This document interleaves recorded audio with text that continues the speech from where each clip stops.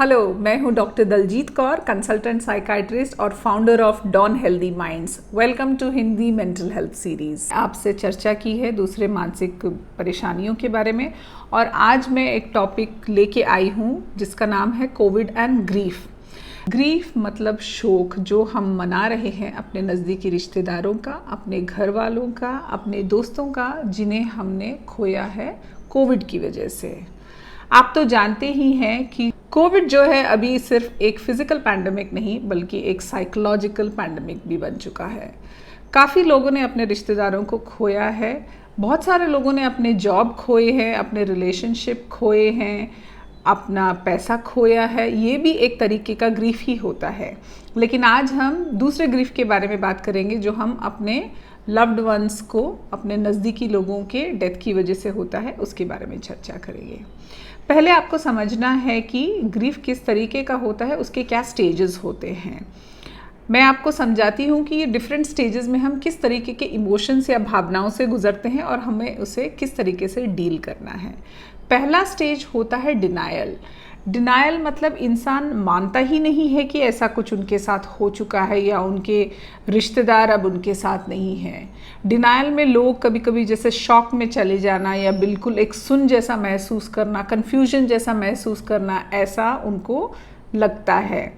इस स्टेज से कुछ लोग कुछ घंटों में गुजर जाते हैं, कुछ लोग ज़्यादा टाइम लगाते हैं। It is a normal process. दूसरा स्टेज होता है एंगर। एंगर में लोगों को बहुत गुस्सा आता है, फ्रस्ट्रेशन होता है, किसी को डर भी लगता है।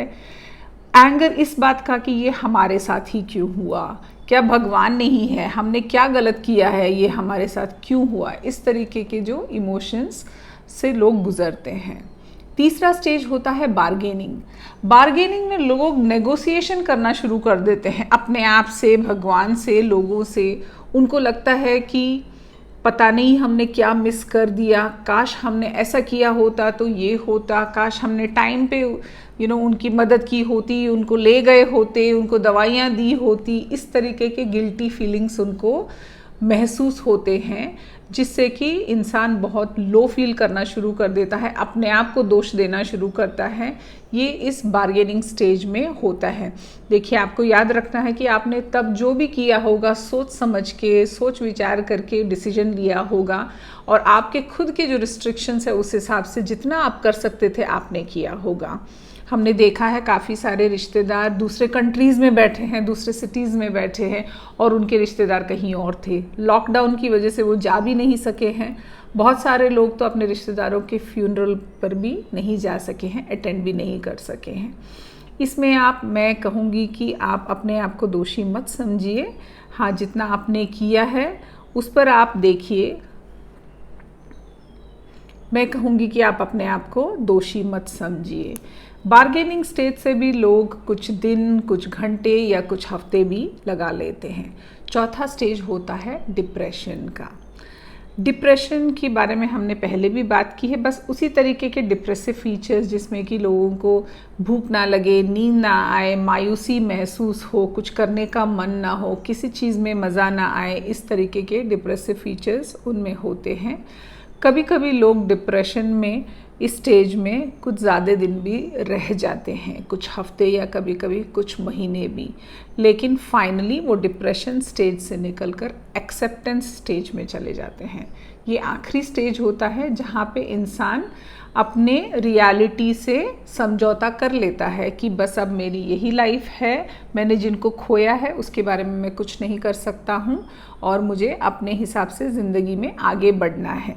हम लोगों के बारे में सोचना बंद तो नहीं कर सकते हैं क्योंकि वो हमारे लिए बहुत प्रेशियस होते हैं, लेकिन ये भी ठीक नहीं है कि हम सब छोड़ छाड़ कर बस अपने ग्रीफ में ही लगे रहें। लोगों को हम उनके ग्रीफ को अपने हिसाब से डील करने देते हैं। अक्सर लोग कुछ हफ्तों में, डिपेंडिंग, अपने अगर रिस्पॉन्सिबिलिटीज़ हो तो उनको जल्दी से ग्रीफ को ओवरकम करना पड़ता है और अपने काम पे लग जाना पड़ता है। वरना लोग कुछ महीनों में, मैक्सिमम 6 महीनों में सभी लोग ग्रीफ को ओवरकम कर लेते हैं। अगर इससे ज़्यादा वक्त लग रहा है, 6 महीने से ज़्यादा लग रहे हैं, या आपको लगता है कि कोई इस कोई भी एक स्टेज में अटक गया हो, जैसे डिनायल स्टेज में, यानी कि इंसान ने माना ही नहीं है कि उन्होंने अपने रिश्तेदार को खोया है, वो अभी भी इस तरीके की ज़िंदगी जी रहे हैं जैसे वो उन्हीं के साथ है, वो उनको देखते हैं, बात करते हैं, उनका सामान रखते हैं। अगर ये एक्सपीरियंस कर रहे हैं, इसको हम लोग बोलते हैं प्रोलॉन्ग्ड ग्रीफ रिएक्शन या एबनॉर्मल ग्रीफ रिएक्शन। अगर कोई डिप्रेशन फेज़ में भी अटक गया है और बिल्कुल उनको एक डिप्रेशन जैसा एपिसोड एक्सपीरियंस कर रहे हैं महीनों, तो हमें इन सारी चीज़ों में एक प्रोफेशनल हेल्प लेनी होगी। आपको एक साइकोलॉजिस्ट या एक साइकाइट्रिस्ट के पास जाना होगा, जो वो आपकी मदद कर सकते हैं और आपको इस ग्रीफ से निकाल सकते हैं। तो अभी हमने समझा है कि ग्रीफ के क्या स्टेजेस हैं। ज़रूरी नहीं है कि हर किसी को इसी ऑर्डर में इन स्टेजेस से गुजरना है। हो सकता है कोई एक ही स्टेज से गुजरे, हो सकता है कोई 2 या 3 स्टेज से गुजरे, या सीधा लास्ट स्टेज से गुजरे। तो आप उसके बारे में मत सोचिए, ये सिर्फ एक पॉसिबिलिटी है जो कि नॉर्मल बिहेवियर में होता है। और इनमें जो आप इमोशंस एक्सपीरियंस कर रहे हैं, जैसे कि गिल्ट, अपने आप को दोष देना, या मायूसी, या डर, या घबराहट, ये सारे नॉर्मल इमोशंस है।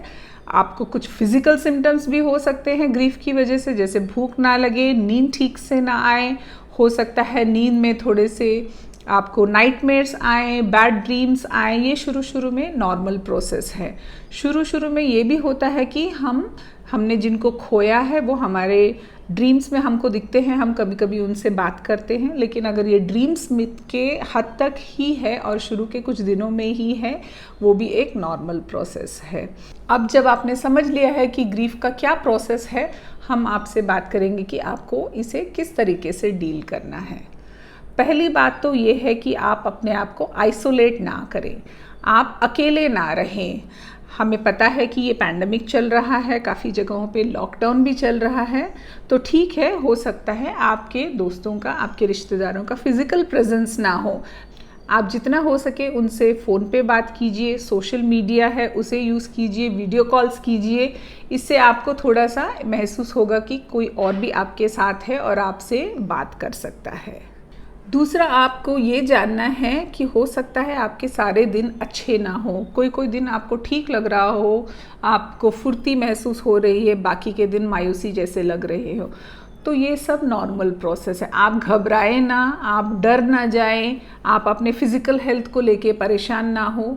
ये मैंने देखा है कि अगर किसी ने अपने रिश्तेदार को खोया है तो उनको अब जाकर अगर थोड़े से भी जैसे बॉडी पेन हो या कुछ भी हो रहा है, सडनली जो है वो उसके बारे में वर्स सोच रहे हैं। जैसे कि उनको लग रहा है कि थोड़ा सा बॉडी पेन हो या पेट में दर्द हो रहा है, ये कुछ भी हो रहा है, वो सोचना शुरू कर देते हैं, कहीं ये कोरोना तो नहीं है, कहीं मुझे कैंसर तो नहीं हो गया है, कहीं मैं मर तो नहीं जाऊंगा, या मुझे कुछ हो तो नहीं जाएगा। इस तरीके के नेगेटिव ख्याल आने लगे हैं क्योंकि उन्होंने काफ़ी लोगों की डेथ देखी है, सुनी है, और हम न्यूज़ में भी काफ़ी कुछ इस तरीके का ट्रेजेडी और क्राइसिस के बारे में सुन रहे हैं। तो हमको अपने आप को नेगेटिविटी से दूर रखना है। हमको बहुत ज़्यादा ना न्यूज़ देखना है, ना नेगेटिव चीज़ पढ़नी है, ना सुननी है। देखिए, आपको ये जानना है कि हम लोग इंसान बहुत अच्छे से अपने सिचुएशंस को अडेप्ट कर सकते हैं।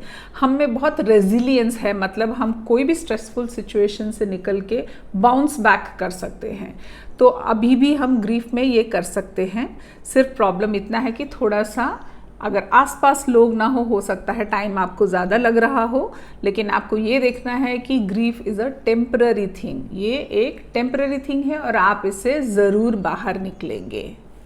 आप अपने आप को रिलैक्स करने के लिए योगा कर सकते हैं, मेडिटेशन कर सकते हैं, रेगुलर वॉकिंग कर सकते हैं। आपकी पसंद की जो चीज़ें हैं, जैसे आपको अगर सीरियल देखना पसंद है, मूवीज़ देखना पसंद है, पढ़ना पसंद है, आर्ट्स पसंद है, ड्राइंग पसंद है, आपके इंटरेस्ट की चीज़ें जो हैं आप आहिस्ता आहिस्ता उसमें अपने आप को बिज़ी रखिए, अपने आप को डिस्ट्रैक्ट करिए। ये तो थे कुछ टिप्स कि आप अपने आप की मदद कैसे करें। अब कुछ लोग मुझे ये भी पूछते हैं कि एज़ फ्रेंड्स, एज़ रिश्तेदार, वो दूसरे लोगों की कैसी मदद कर सकें। देखिए, अगेन हमने जैसे बोला है कि बहुत सारे रिस्ट्रिक्शंस है, हो सकता है हम हर जगह ना पहुँचे, लेकिन आपको ये मैसेज देना है एक पर्सन को जो ग्रीफ में है कि आप उनके लिए अवेलेबल है। You will have to reach out. आपको एक इनिशिएटिव लेना पड़ेगा, आपको खुद होके उनसे बात करनी पड़ेगी। अगर आप जा सकते हो उनके पास, प्लीज़ जाइए। जब आप जाते हो या बात करते हो, चाहे वो वीडियो कॉल पे हो या जो भी, आपको ये ख्याल रखना है कि मेनली आपको उनकी बातें सुननी है, लिसनिंग। हमको उनकी बातें सुन के हमको फटाफट उनको कोई सल्यूशन देने की ज़रूरत नहीं है, कोई जजमेंट पास करने की ज़रूरत नहीं है।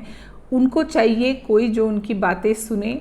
आप अगर किसी को वहाँ बैठ के अपने ओपिनियंस देंगे कि नहीं आपको शायद ऐसा करना चाहिए था, आपने शायद ये टाइम से नहीं किया, आप हो सकता है ये मिस हो गया है। जस्ट इमेजिन कोई ऑलरेडी एक ग्रीफ से गुजर रहा है और आप बैठ के अपने जजमेंट्स दे रहे हैं, ये बहुत ही गलत बात है।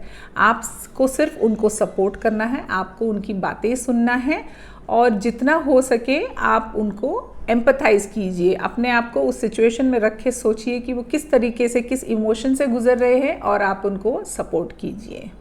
आप उनको होप दीजिए, आप उनके लिए कुछ करिए जिससे हो सकता है आगे जाके वो अपने आप को बिजी रखे। आप उनको आगे के बारे में कुछ होपफुल चीज़ें, चाहे वो उनका करियर हो, चाहे रिलेशनशिप्स हो या जो भी हो, आप उनको उम्मीद दीजिए, होप दीजिए। आप अगर उनकी कुछ फिज़िकल मदद कर सकते हैं, जैसे कोई घर में हो, कोई बुज़ुर्ग हो और अपने लिए कुछ कर नहीं सकते हैं, आप उनको खाना ला के दीजिए, उनका घर का सामान दीजिए, बस पूछ लिया कीजिए कि उन्होंने खाया पिया है या नहीं। आई थिंक ये सिंपल चीज़ें, जैसे कि आप किसी से टच में रख रहे हैं, आप उनको उम्मीद दिला रहे हैं, आप उनसे रेगुलर टच में हैं और आप ये उनको जता रहे हैं कि हम आपके साथ हैं, आपके शोक में साथ है, ये ही एक बहुत बड़ी चीज़ है। आशा है कि हमने आपकी मदद की हो आज के वीडियो के द्वारा, ग्रीफ को समझने में, शोक को समझने में और उसको डील करने में भी। अगर आपको लगता है कि ये वीडियोस आपकी मदद कर रहे हैं और आपके कुछ सजेशंस है कुछ और टॉपिक्स पे, ज़रूर हमें लिखिए। अगर आपको ये वीडियोस पसंद आते हैं तो ज़रूर हमारे चैनल पे सब्सक्राइब कीजिए। आपसे हम फिर से मिलेंगे। Thank you.